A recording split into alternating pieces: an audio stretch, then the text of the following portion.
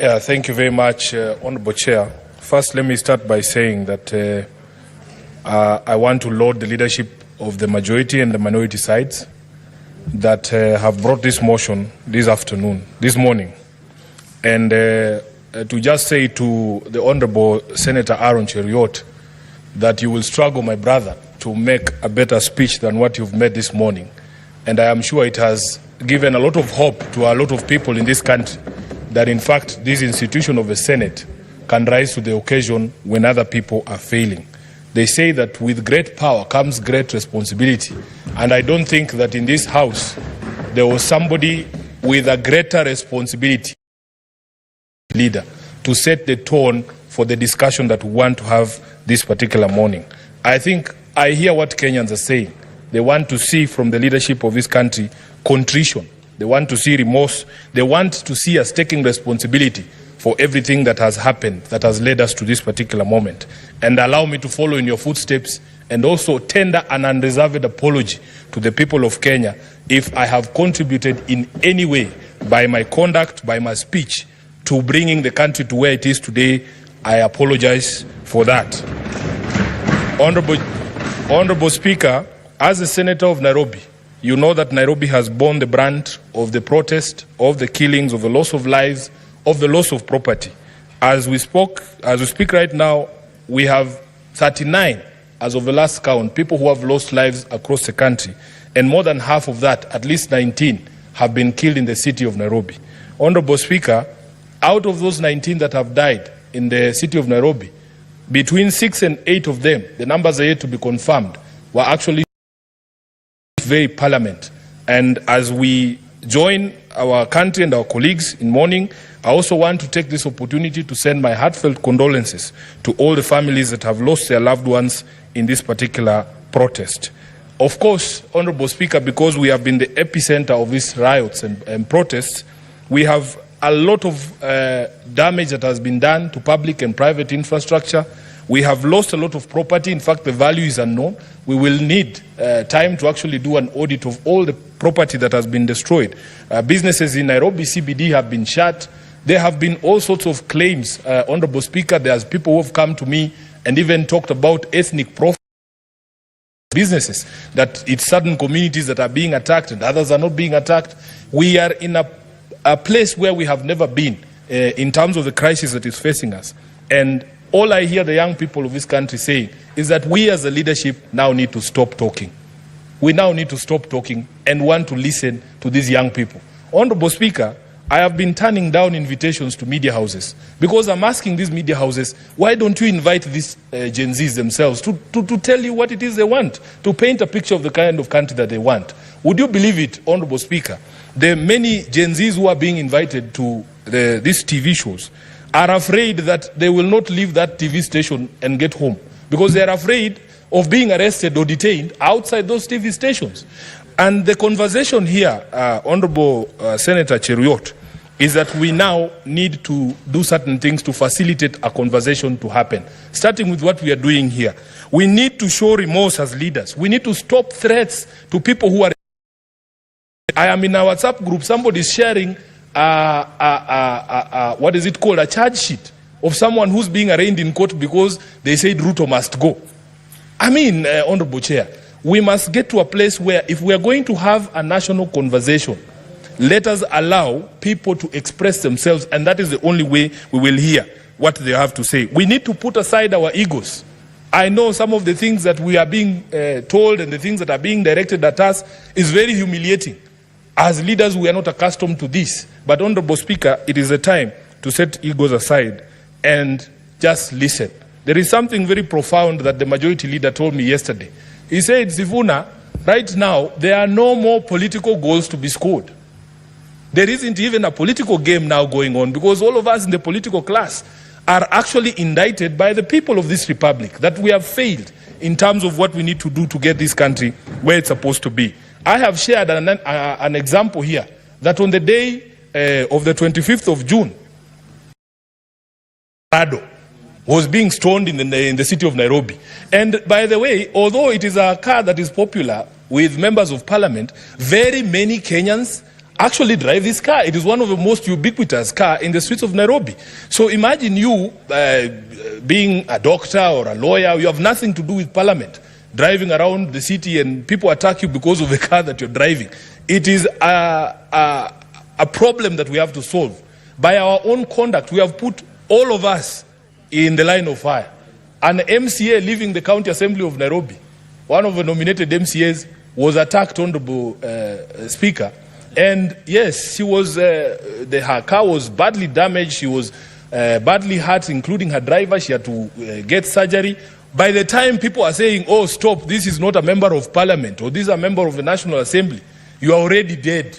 That is what we are saying. We need to come and rise above all these differences that we've always had to have a conversation about our country. Kenya has changed forever. We must not allow us to go back to the bad manners.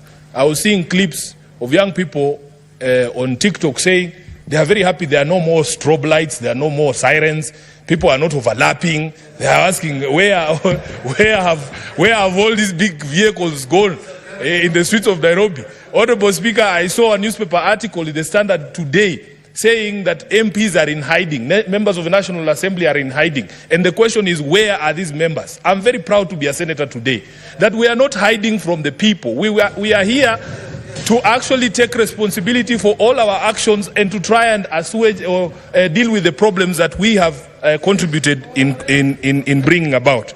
So, Honorable Speaker, there are things, in my view, that we can do. And this moment does not call for us to tell the young people what to do. We need to demonstrate that we are hearing what they are saying and look at ourselves in the mirror, Honorable Speaker. It has to be about us. We start with the House of Senate and the House of Parliament generally, so that we are able to demonstrate that we understand what these young people are saying.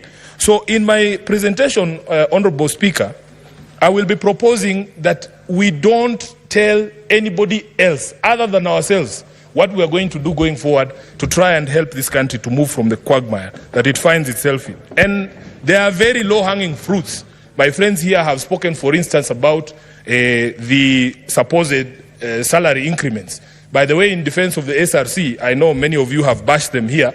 That Gazette notice that is in the public domain and discussion right now was published on the 9th of August 2023, the day we went for elections. I am telling you, because it is supposed to be 2022, 9th of August 2022, because it's supposed to be that members of parliament, when you go for elections, people should know how much money you're going to make in advance. And the role of setting salaries was removed from us. The public still thinks that Sifuna has the power to increase his own salary. I do not have that power. That power is in a constitutional commission called the SRC. Honorable Speaker, what we need to do, and I'm very happy my colleagues who have gone before me have said it, in all honesty, nobody asked for that increment. Nobody that I know. Personally, I never asked for that increment of 14,000 shillings. Tone deaf if we are going to insist that we get that increment this particular year or next year, when the economy is in the doldrums, when many Kenyans have nothing to put on the table. So I also support the proposal by members who have spoken before me that we formally resolve that we as a Senate are not interested in any additional salaries this particular financial year. Number two, Honorable Speaker, we need to relook at our budgets in this House, and see where we can make major concessions and cuts for members of the public to feel that we are actually lessening the burden and not increasing the burden. And I want to give a personal example, and you'll forgive me if I'm giving out house secrets. Honorable Chair, when I became the Deputy Minority Whip, I was allocated a vehicle, a GK vehicle. On the first day that I used that car to go home, I passed through the expressway. I was shocked, Honorable Speaker, at the amount of money that is on my ETC card for my parliamentary car. As of this morning, when I used that same car to come here, there is 377,000 Kenyan shillings on my ETC. Yeah. There is 377,000 Kenyan ETC of the vehicle that have been given by parliament. It does not make sense. It does not make sense, Honorable Speaker. So what you do members of parliament, the staff of parliament have to be honest with Kenyans. In the way the budgets of parliament are prepared, there are ways and means of reducing the expenditure in this house in a manner that will reduce the burden on taxpayers. I honestly do not need all that money. Even if I ran up and down the expressway for a year, I would never exhaust 370,000 Kenyan shillings.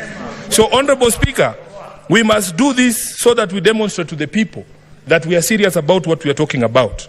Number 3, Honorable Speaker, I want to speak about something in the motion. The majority leader proposed that National Assembly should reconvene so that they deal with the question of the presidential memorandum on the finance bill. Mr. Speaker, just as a constitutional lawyer, we in the opposition or in the minority have a different take on how this finance bill should be dealt with. Honorable Speaker, if you look at Article 115 on what should happen to a bill when it is sent back to Parliament, 115 sub-article 3, it says, if Parliament amends the bill fully accommodating the President's reservations, the appropriate Speaker shall resubmit it to the President for assent. What that means, Honourable Leader, is that he sends something back after that process of consideration of his memorandum. I do not think the Constitution envisaged a situation where you are sending a blank document from Parliament to the President for assent. Because what the presidential memorandum is proposing is a deletion of all the clauses contained in the finance bill. So you will have an empty piece of paper. It will have nothing on it. Then you are sending it back to the president for assent. What is he assenting to? So the proposal that has come from Honorable Tiende Amolo, for us, makes a bit more sense. That you allow there to be a bill that is introduced to repeal the finance bill as was passed. Because in the language of Article 115, we do not think that it can be done the way that it is being proposed. So, Honourable Speaker, another thing that we can do, let there be a public pronouncement from the head of state that we are going to stop these arrests, these abductions that have been ongoing, free everyone who's been arrested because of this protest, as the majority leader said, honor our dead and the people who are still in hospitals. There is opulence and corruption and the corrupting influence of money in politics. Honorable Majority Leader, when you spoke about that, I was very happy because we have to have a conversation. I was at a conference at one place and somebody was saying how it has become expensive to join politics. And I said it is actually used as a scare tactic to scare away people from political participation. If a young man hears that for you to become the Senator of Nairobi, you need 70 million shillings or 100 million shillings, where do you think that person will never participate in elections? Where are we supposed to get this money? We want the young people to understand that they have demonstrated to this country that you in fact do not need the sort of resources that we are told you need for you to become a political player. Honorable Speaker, there is this question of a ban on harambes. As a lawyer, I am aware there is already legislation that tries to limit participation of political players in harambes, but is limited to the last few months. I think it's, is it 6 months or 9 months to the election? What we should be doing, we should be saying, because now it has become culture that immediately after elections anyway, after you are sworn in, your opponent is already on the ground saying Sifuna must go. So why don't we just extend the period and say, throughout the term of parliament, members of parliament should not be allowed to participate in these harambes and demonstrate the sort of opulence that we have seen. The majority leader and Honorable Halwale has spoken about a rigged economy, and that is something that has touched my heart. Those of us who are born where we were born, Honorable Speaker, many of our young people, including myself, have always wondered how is it possible that people who we know had lesser grades, had far inferior grades in school, we were better than them at everything. They are making progress at a faster rate just because of their second name. We are just there languishing. People have 6 degrees, have never gotten an opportunity. People go for interview after interview. The moment somebody sees your name is Watenya or Sifuna, your CV is put aside. Wanasema leta ya huyu. It is very embarrassing, Honorable Majority Leader, that sometimes an entire institution from top to bottom has members of only one office. I think these are the things that are going to make our people extremely mad every time these matters are brought about. So if you don't address these matters, Honorable Speaker, we are going to be able to deal with the problem. We have seen young people, especially when it comes to employment in public service. Honorable Speaker, you qualify as a teacher. You are waiting all your life to be employed as a teacher. Then you see leaders in public rallies, in funerals, handing and dishing out employment letters from TSC. And when you go to TSC, they tell you, oh, there is a system, everybody is logged in, and see which criteria is used, and they eventually reach you. But you can see people dishing out letters from TSC, from KWS, from NYS, in harambes and in funerals, Honorable Speaker. I think, and even police, these are the things that we need to work on as a leadership so that we stop all this anger that you see. Let me go to another thing, Honorable Speaker. An angry people cannot be reasoned with. Right now, people are very angry. And this is why I'm trying to, explain to this House that we are not going to be prescriptive in how we deal with this issue. Honorable Speaker, that we can demonstrate to the country that at least there is a place where a conversation can be had. Senate is the only House of Parliament that goes to the people. We don't fear the people. That's why we are still here.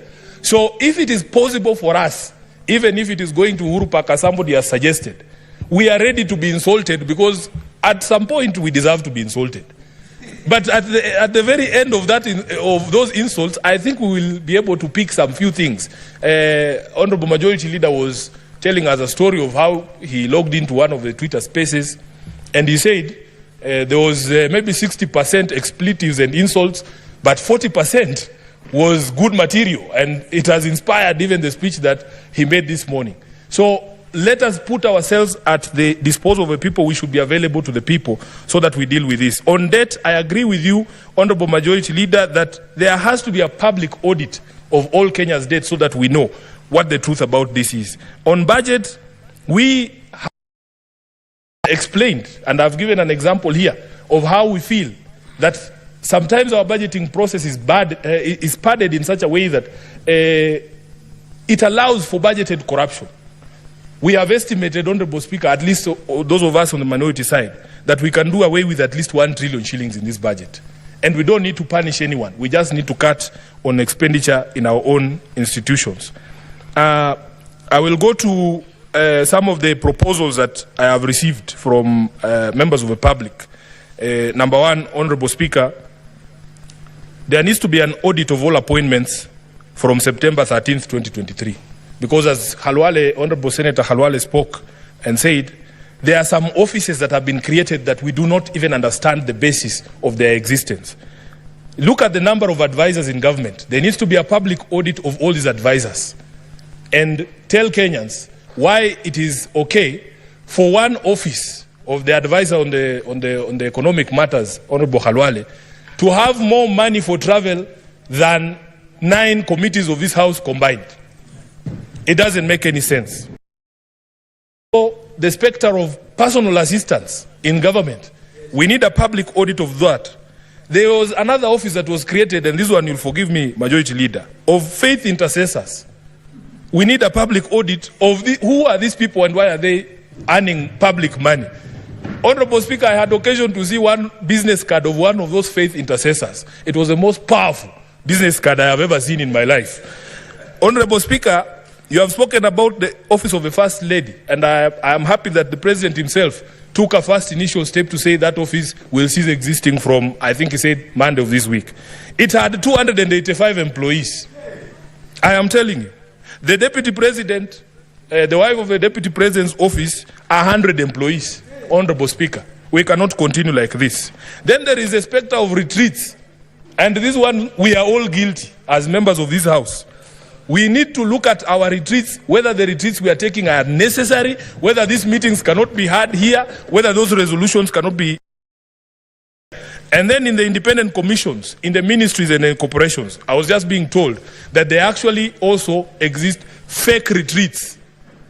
There's something called a fake retreat, where there was no retreat, but people are being paid for going on a retreat. Then on the foreign trips, Honorable Speaker, these are things we all understand. Let us be able to demonstrate to the public that we're actually serious and we hear them. Just one more minute. Let's add him 1 more minute to conclude. And then on the ODPP, I was just conferring here with my friend, the senator from Migori. We were shocked when we heard that a plea bargain had been entered in the Migori corruption case, that a governor who's have been accused of stealing billions of shillings has agreed to return 300 million, and then the case is withdrawn. I want to call for an audit of all the in the past 12 or 24 months, Honorable Speaker, so that we understand the legal basis for the withdrawal of these cases, because this is where we are failing. For as long as you can demonstrate, Honorable Speaker, that these cases are going nowhere, that is where people get the confidence that the majority leader was speaking about to engage in some of these things. Lastly, we need respect for the Constitution and constitutional institutions and the bodies across the public service and across the national executive infrastructure. So, for instance, Honorable Speaker, I was being given an example that even the mess we have in the management of public service, that an executive order is made on HR matters to a body called State Corporations Advisory Committee, which is duplication of roles. So, Honorable Speaker, I support this motion, and let us put up that humane face that Kenyans are looking to see, that we can actually engage on these matters. I thank you, Honorable Speaker. Thank you, Senator. Senator Mohamed Chute.